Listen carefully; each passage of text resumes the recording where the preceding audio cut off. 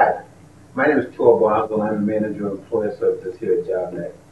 I find my job very gratifying because every day I get a chance to work with a talented and strong staff committed to providing qualitative services to job seekers, employers, and individuals seeking training. Every day I find another reason to come in and work with these individuals because they make every day a wonderful experience.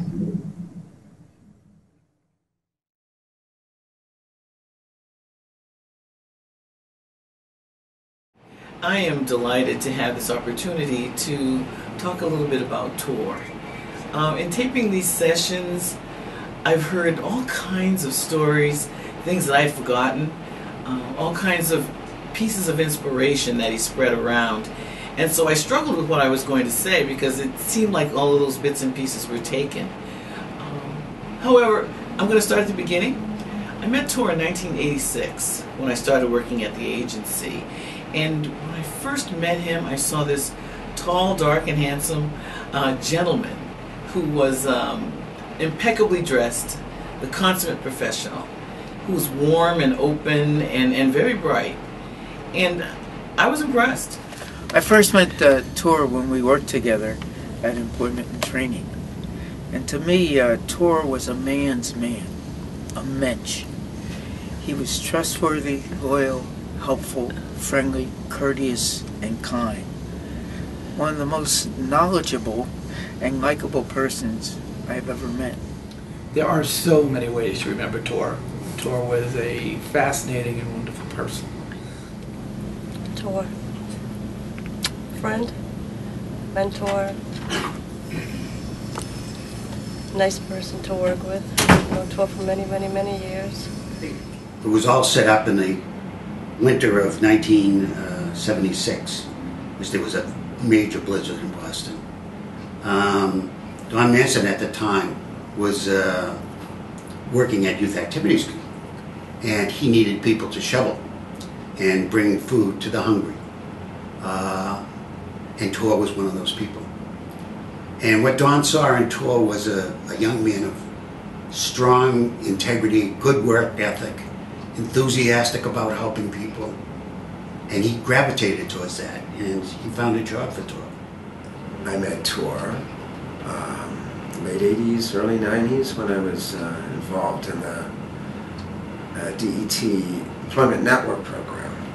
I remember walking into One Marvin Street, the center there, and seeing this very imposing man that was just as gracious and as classy and as smart about just what we were doing, and you could tell immediately his level of commitment. So I met Tor after I left a city department, and I went with public facilities because I had known Don over there. So we formed like a group of friends that had the same values, the same work ethics, same integrity, the same need to work for the public. And we became very deep friends. So when Kevin White decided not to run for the mayor of Boston and Ray Flynn came in, it was a natural thing for us to go our separate ways. But in God's wisdom, Don was asked to become the assistant deputy for Department of Employment Training at the state level. Don called me and asked if I would come and be his special assistant. And I said I'd come if Tor can come to be my special assistant. So the three amigos got back together. When I first started at JobNet, he was the business service manager, and I worked directly under him. He had a lot of impact on my job that I do today. Well, when I think of Tor, I think of him, he was a mentor, he was my supervisor. He was the fellow that first hired me. And I remember it was an interesting interview. He always set a standard of work and policy and procedure that I try to live up to every day doing my work. He kind of molded the way that my duties and responsibilities were outlined with a challenge. And from what I hear over the course of so many years, those challenges, he did it all the time. And that was the way he kind of looked at people and not judged people, but looked at people and tried to bring the best out of someone. When I first started, I remember the first words that he mentioned to me was, "I'm a little green for the job." And he said, "Well, you may be green, but I have a lot of faith in you, and I know you can do this job." And one of the first assignments he had given me was to put together a job fair. So as we put together the job fair, he did guide me along the way, and he was able to support me. So he was able to help out quite a bit. And now that I look at what I do today, that laid down my foundation. So he was always there to help me. He was not only my manager, I saw him as a friend, I saw him as a mentor. Going out with him doing the gappy, he was always willing to show me the ropes, how things are done. He wanted to motivate everybody. Any of our PIC interns, they had to go have not a come to Jesus meeting, but a come to tour meeting. And if they weren't dressed appropriately, they really had to have a come to tour meeting. He was always the type of person that would bring you in the office, close the door, and sit down and talk with you, and just tell you what needs to be done, how it needs to be done. And it wasn't in a harsh manner. It was, "Hey, this is what it is. I'm putting it down on the table. Now go do it. And I'm going to hold you accountable after we talk about it." And that to me is the ideal type of management style, where you have a good relation with someone, but you also hold firm on what you're supposed to be doing. he really had a good impact on giving me the comfort that I could do the job, but also knowing that he was there to support me. He always did the right thing because it was the right thing to do. And that's not an original line, but it's true. And when he wasn't here, he expected me to carry on in his level of quality of work, especially when clients came here looking for Corey issues. And he wasn't here. I just jumped in and did it, and a few weeks later we got a letter of accommodation for that. It was all towards training. But I don't want us to forget about the Corey program that we started. TOR was instrumental and very, very helpful, and we helped a lot of people. And the groundwork TOR laid should not be forgotten because it was so necessary.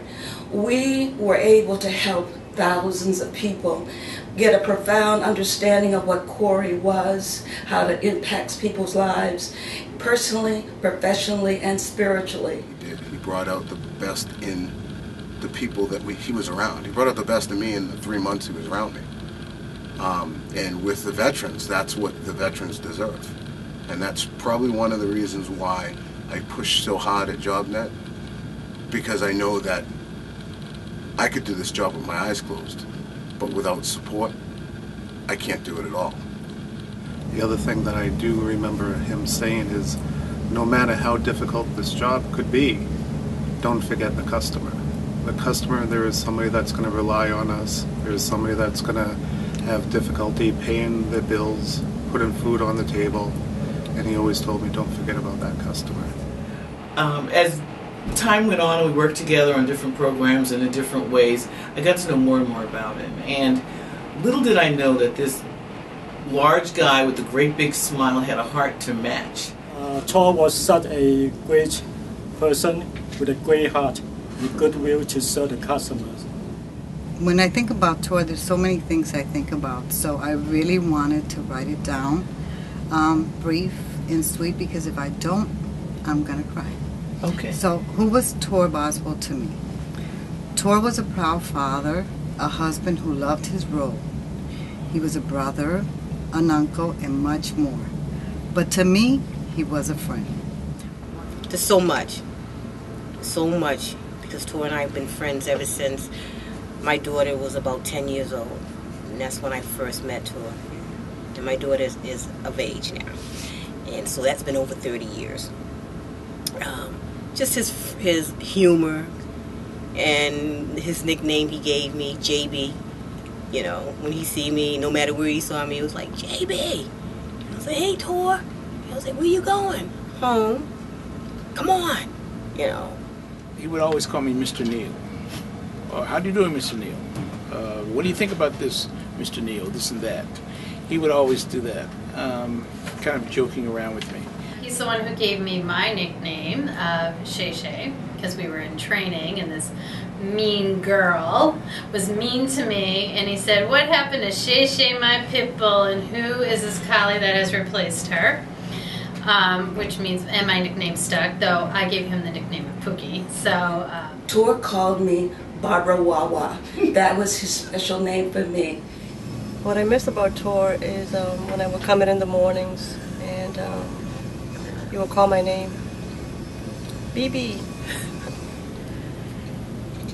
Do you have any bags for me today?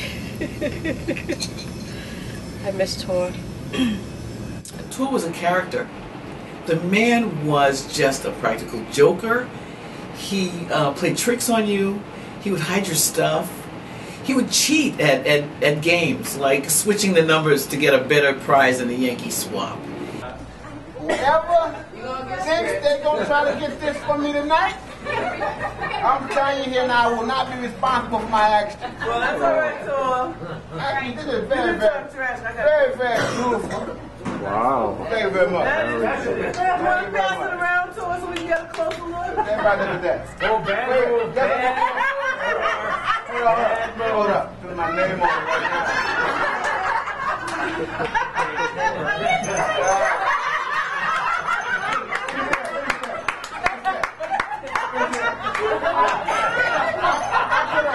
I could have wore that when I was 6 months old.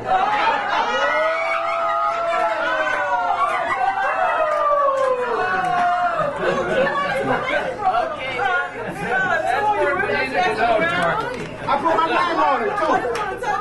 You just want to touch it. He always kept his cool. He was unflappable. We shared old work and war stories and had many a hearty laugh together. We even played practical jokes with each other.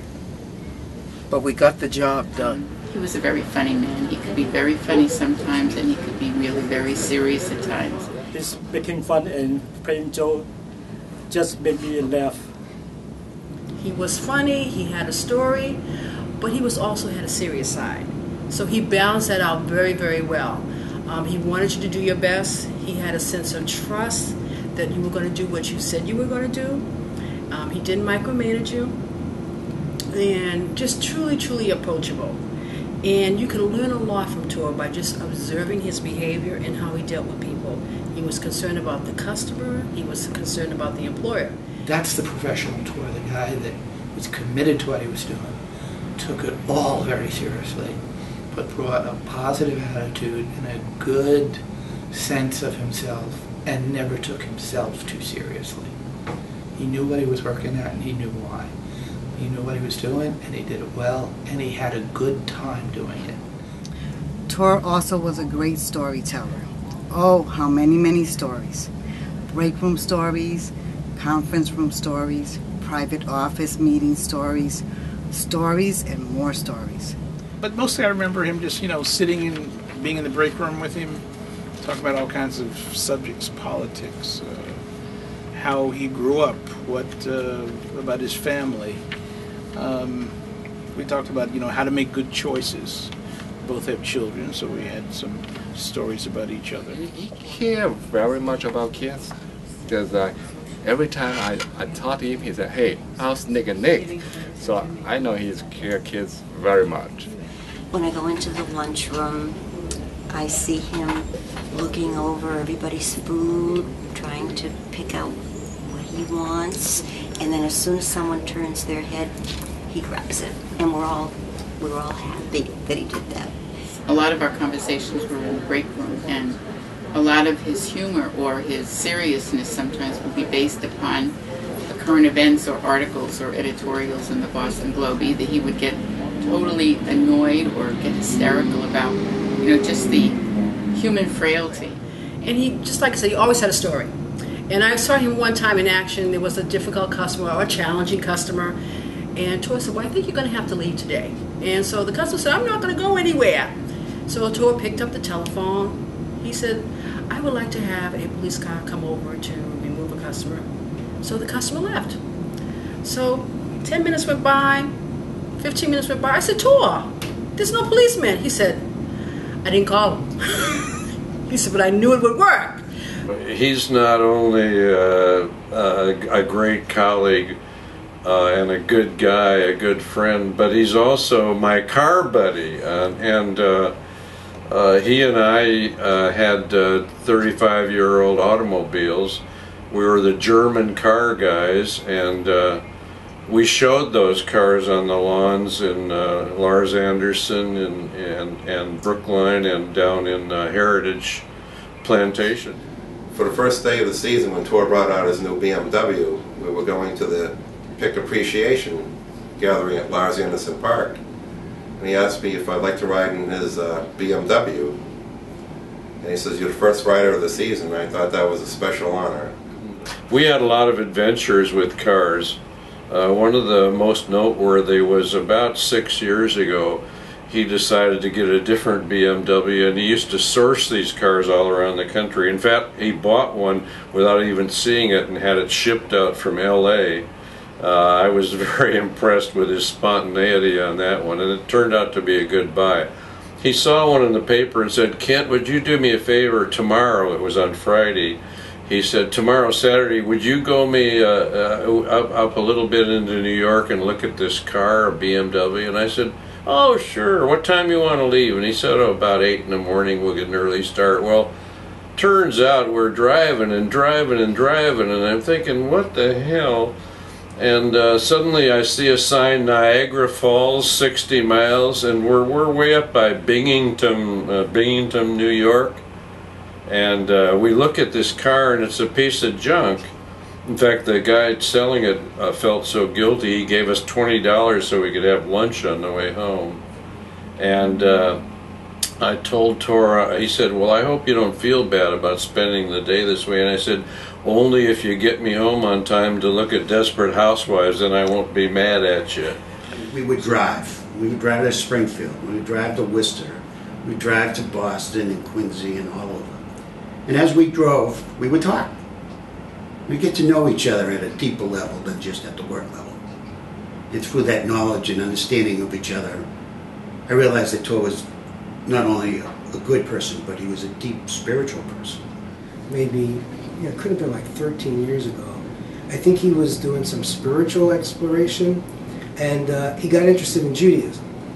And we would talk about, sort of the ethics and morality and the relationship to God and all this stuff. And he wanted to come to synagogue with me. And we never quite put that together. But I could easily imagine him just sitting in a synagogue and just soaking up whatever form of spirituality that was. I think he would have been challenged by praying in Hebrew, but I think he would have gotten over that. And his spirituality, he was a deeply spiritual guy, but he wasn't defined or confined by, I think, any particular form of spirituality. What I remember about Tor is his commitment, his passion, his professionalism to individuals who wanted to go to work. And he believed that they would. He would do anything he could do to help them. And he expected them to work with him towards that goal. It's clear that he was a rock for his family. So many people depended on him. He was an anchor for his JobNet family. And he was a guide and a mentor and a counselor for the hundreds of people he helped at JobNet and through his long career at the Employment Service. Tor's personality was one of enthusiasm. He loved life. He loved people. He loved to do a good job. He set the bar high for himself and for others that he worked with. Yet he still had compassion. His purpose in living was to help other people and to love them as God would love them. I remember one of the things that he'd tell me was that if he got angry with somebody for doing something, he didn't like to hold a grudge. He would always say, if you hold a grudge, it's kind of, just wasting good energy. He also had, to his co-workers, even more so to his family, to his friends, to his community members, to help them be successful in the way he could, deal with the issues in their communities and in his community and in the neighborhood. When I think about Tor, I think about a smart, funny individual who was willing, always there, always willing to help someone in need. Tor helped me to understand how it felt to be a man of color, and some of the issues that others had to deal with on a daily basis. Before working at JobNet, I had never had such an open conversation about race before. He was from the street.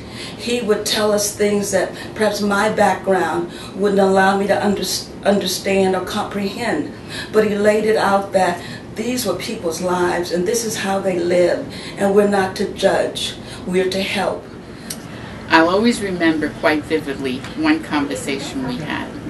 It was about how it felt for him as a black man to see a white person, a woman, many times, cross the street when he approached them. I think of this conversation when an occasion like this arises, and really his experiences and his feelings go with me, or live with me. My wife, Linda, had been looking for a job for months and months, got caught up in the whole recession that began in 07, 08, and was just frustrated, and came into JobNet, and always found JobNet a very welcoming place. And so I said, well, how would you feel about if I filmed you interviewing?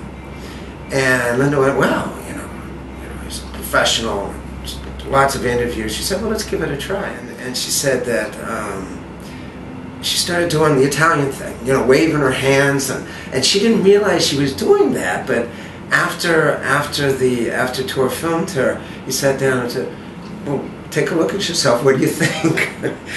And Linda just went,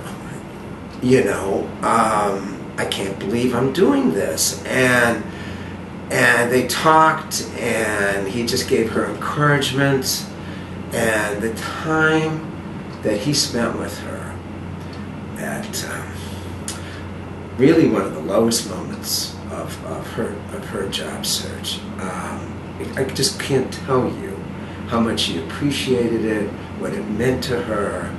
I remember she came home that night. She said, Tor Boswell, he spent almost 2 hours with me. And I just really, really appreciated it. And of course this has a happy ending. Linda had an interview. That was part of her discussion with Tor, was that she was like preparing for this big interview. And she landed a job as a communications director with Shaw Supermarket soon thereafter. And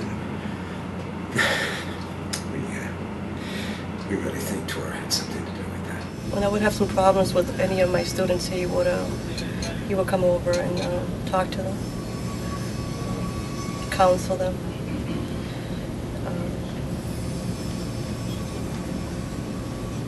I miss him. That's all I can say. He took such good care of people in so many different ways. Above and beyond getting a job, he pushed people to be the best that they could possibly be. And you wanted to be a better person when you were around Tor. I think that's one of the major things that that touched me about Tor. There's so much I could say about Tor, because there was so much of Tor. And what I think about is what Tor decided to do with that so much of Tor was to give it away. Tor and I got to be friends immediately. When this place opened, we were among the people who first got here. And if you're a jazz fan, jazz aficionado like I am, you know that they're out there. And we bonded like immediately. But Tor was a friend. He was a good friend. He opened me up to a lot of different things. He took me to my first jazz concert that I got a kick out of. I was more thrilled about going. I got to see Ray Charles, B.B. King. As a matter, I met B.B. King. He had a chance to go on the bus where he had his Lucille on the bus with him, his guitar. And we just had a good time. And he was always a gentleman. When I come in the morning, I can see his face, big Cheshire cat smiling, coming from his office. I can still see that. When I walk into my office, I can see his head popping over my cubby with a big smile. He's probably already taken my hat and put it on his head, or taken a pair of my gloves and put them on, or a scarf.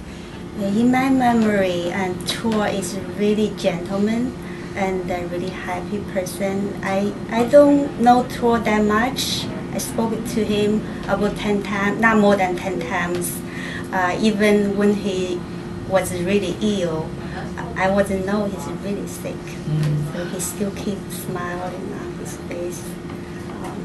He had this smile that just started really deep inside somewhere and just radiated out. And, you know, it was great that he smiled so much, so you didn't have to like wait until you get to be around that smile and get lit up by his smile and get lifted by his smile. And you know, his smile made you feel better about yourself.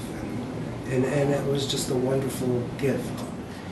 He had this great smile on his face. He'd give you a big hug, and you knew you were welcomed, that there was a sense of oneness with you. He was joyful. He would sing, dance. He just had a way of being this bigger-than-life person. I think the best thing about him is that he shared all of those pieces with everyone he came in contact with. So we all have a little legacy. We all have still a little piece of him. And, you know, it didn't take him for nothing to break out a song over the intercom and sing and do a move, a stop. Some memories, just the day he was singing in our phones and nobody knew where he was. He was singing Sinatra and we had to go find him. Dancing by my office on any given day. Matching. He was the accessory. He could accessorize better than anybody I've ever seen in my life. Tor and I have been working since the first day we opened. I remember every time I saw him in the center here, he always dressed suit, shiny shoes, nice tie. The first time I met Tor was I was introduced by Kent Wampler in Tor's office. The first thing that struck me is what a nice dresser he was. I see him everywhere. At staff meeting, I see him across the table in his beautiful suits and jackets and always looking very well coiffed, but mostly that big smile. But the funnest moment for me about Tor Boswell was our annual retreat to Thompson Island. And what is always in my mind was the shirt, the bright neon orange shirt that he wore with a cap. You can spot him 3,000 miles away with that shirt, but I always think about that bright shirt as a depiction of how Tor lived his life. Very colorful, very vibrant. A person who truly enjoyed life.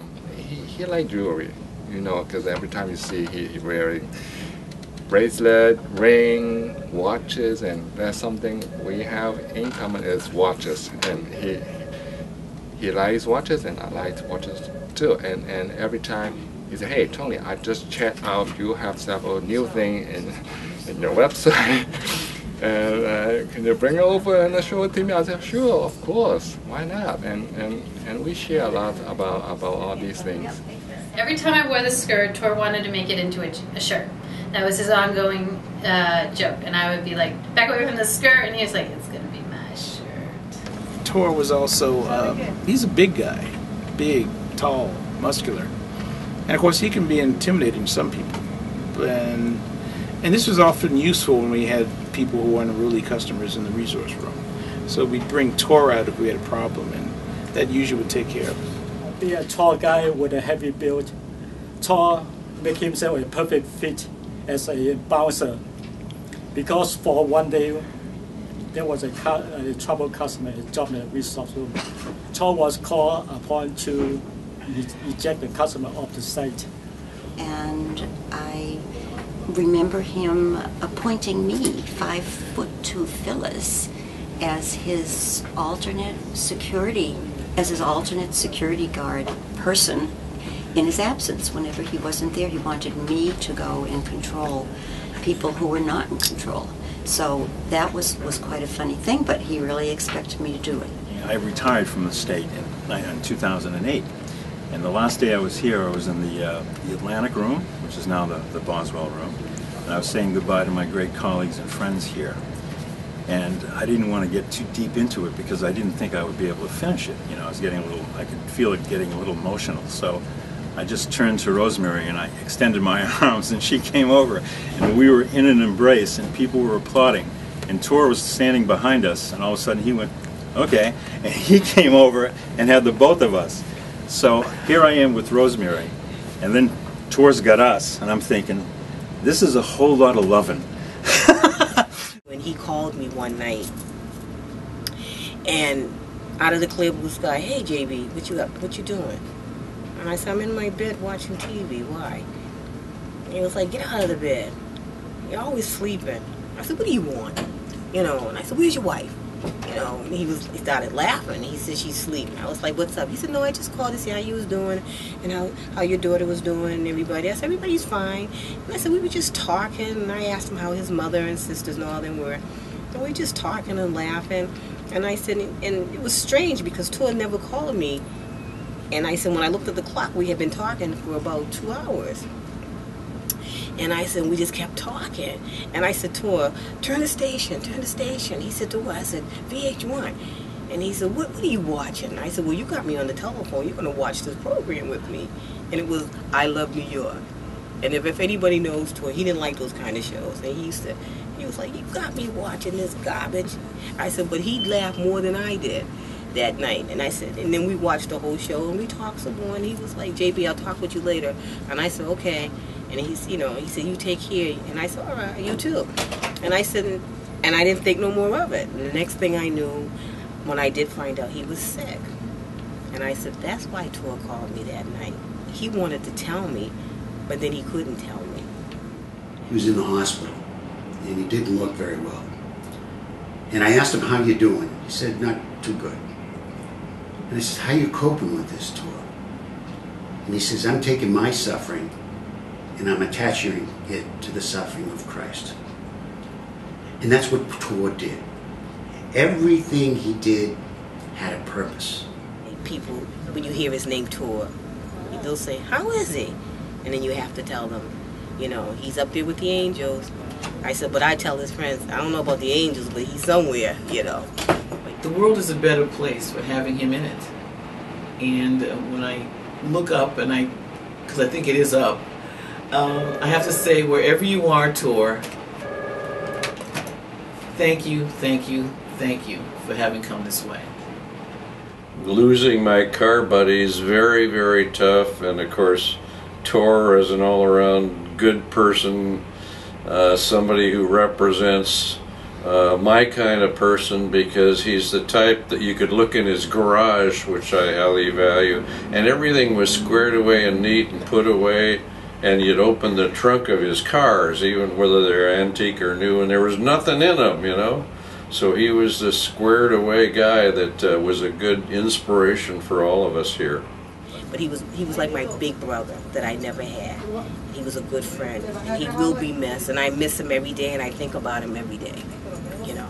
And I'm just sorry that he never could see me here at JobNet working, because he would have been proud. You know, he definitely would have been proud and everything. That energy, that commitment, that positive view of being able to get stuff done, and his ability to keep doing it still amazes me. That's how I remember Tor. All in all, Tor was a great counselor with all kinds of skill, and I respect Tor and admire him, but now I miss him. I think about Tor all the time.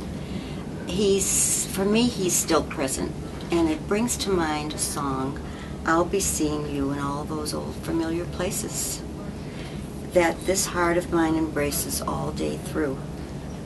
In everything that's light and gay, I'll always think of you that way, and that's how I think about Tor. He kind of encouraged me and motivates me to go out there and try new things, not to be afraid to go and take risk, and of course wear outrageous, colorful, neon outfits. I think we should all do that, just to enjoy life and enjoy life to the fullest. He was not only my mentor, he was not only my manager, but he was like my brother. He was like my friend, and I will always, always remember him for that, forever. So in Judaism, there's this word mensch, and it means just good person, through and through. And it's the highest compliment that you can give anyone, is to call them a mensch. And I think Tor was an ubermensch. He was a supermensch. And I just am going to miss this supermensch, and I feel blessed that I had the opportunity to know him at all. I miss him to this day. I think about him often, and it's a privilege to come here and talk about him. So thank you. I'm going to miss Tor very much. He was so much a part of the fiber of JobNet, and what continues to make it such a wonderful place to work. Thank you. So I think of Tor in all these wonderful ways. I think of fun, I think of laughter, I think of a bright smile, I think of compassion.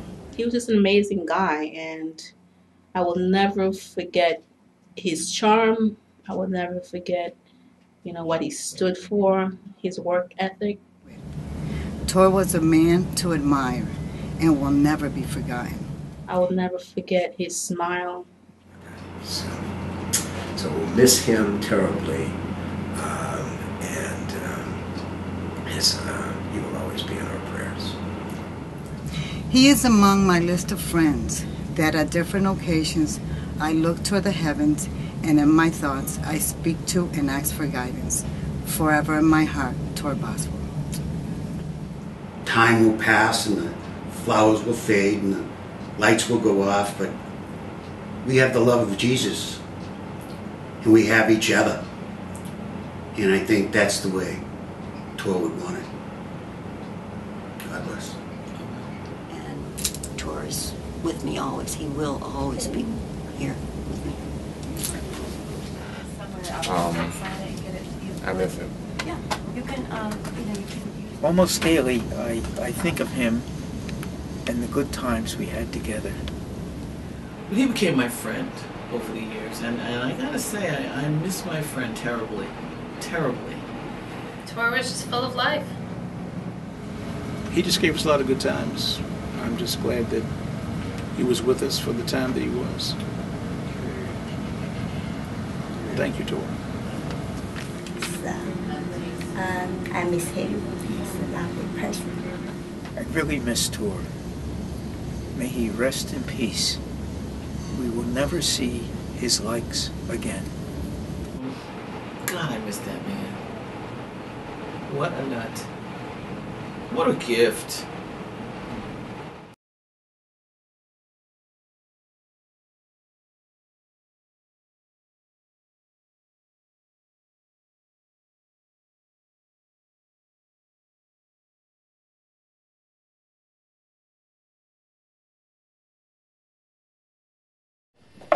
We have our final act. It's a threesome. It's the threesome. It's like the Three Stooges. We have Sharon, and we have Bev, and we have Master Tor. Oh yeah. I thought it was I Go, baby. Also. No one ever told me. Okay. Nina, come on down. I don't know anything. That's all right. That's all right. We don't even know. What we don't know, we'll make up. All right, this is going to also require anticipation. Back up. Not half an hour preparation. Back up so the judges can judge you. Here comes the judge. We never practice. This is a spontaneous. This is Tor. No excuses. This is Tor and the JobNetettes. We can do it. Now, first of all, the song goes like this. It goes, the music is doom, doom, doom, doom, doom, doom, doom, doom, doom, doom, doom.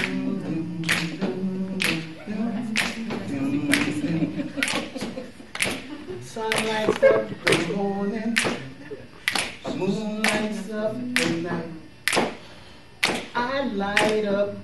call my name because I know you're gonna treat me right. You give me fever when you kiss me, fever when you hold me tight.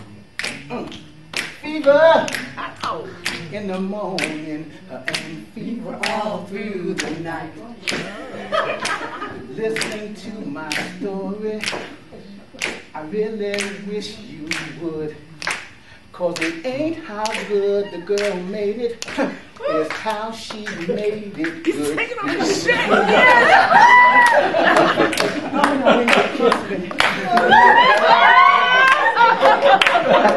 Fever in the morning and a fever all through the night. Come back.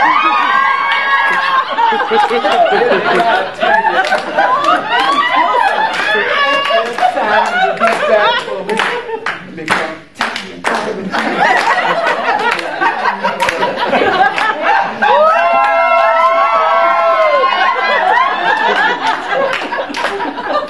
fever in the morning and fever, you know you got to give me fever, fever all through the night.